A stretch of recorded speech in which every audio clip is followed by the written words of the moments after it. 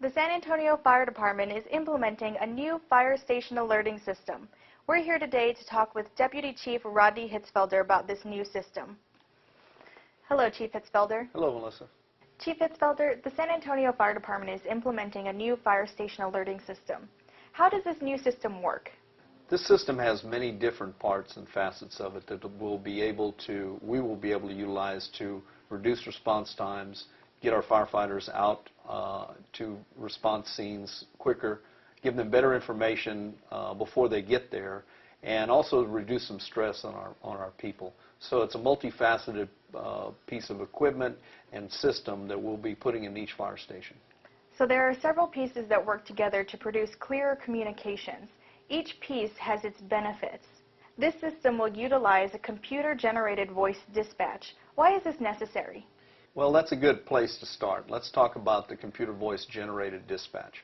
At our dispatch center currently, we have dispatchers, who dispatch responses for both fire and EMS. This system those individuals will be maintained or retained and will be utilized to maintain contact with our units in the field.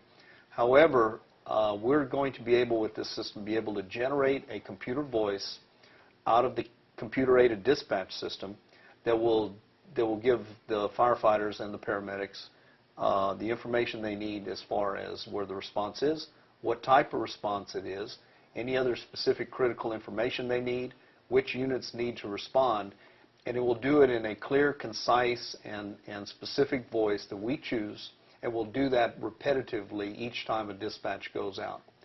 With this, we're able to avoid human error. We're able to avoid certain accents or people that speak too fast or people that speak too slow. So we'll be able to affect all of those different things that can affect the critical need to get that information out to our responders as quick as possible.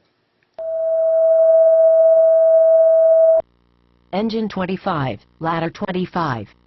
Structure fire. 1930 Bandera Road. An Alpha response. Channel 5. Timeout, 12:21. Engine 25, Ladder 25. Structure fire. 1930 Bandera Road. An Alpha response. Channel 5. Timeout, 12:21. Engine 25, Ladder 25. The fire stations will now also have message boards installed in them. What kind of information will be displayed on these?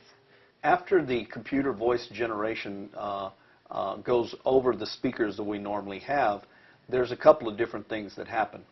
One of those things is the message boards. We can program these message boards. They're LED based, and we can put information that we want to put on those boards. That obviously will be the location of the incident we want them to respond to. It will be the type of incident, but then we can make choices of how much information we really want to put on there. Do we want to put specific information about possibly the EMS type of run it is, or that there's possibly people trapped if it's a fire, or do we want to put the upper and lower cross streets to the incident, or do we want to make additional, or do we want to let them know what other units are responding? We can put a lot of information, but then it can overload that board because it is a basically 3-foot by 4-inch scrolling message board that they get information on, much like you see on the side of a highway or an expressway now.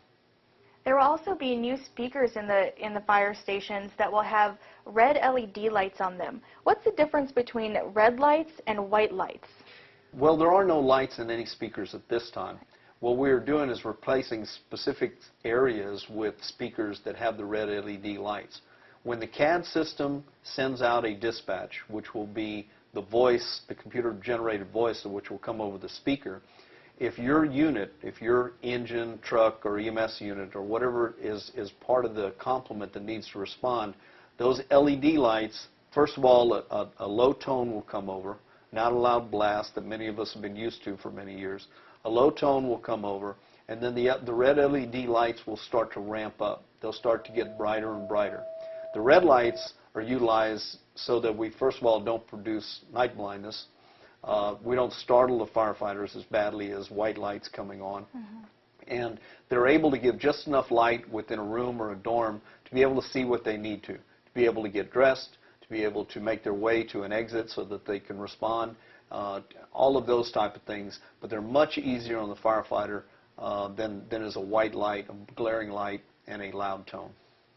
So that means that when one company is called out to an incident, the other companies in the fire station won't be bothered, so that way they can be rested to go to another incident later. Yes, this is one of the giant benefits from the system for the firefighters.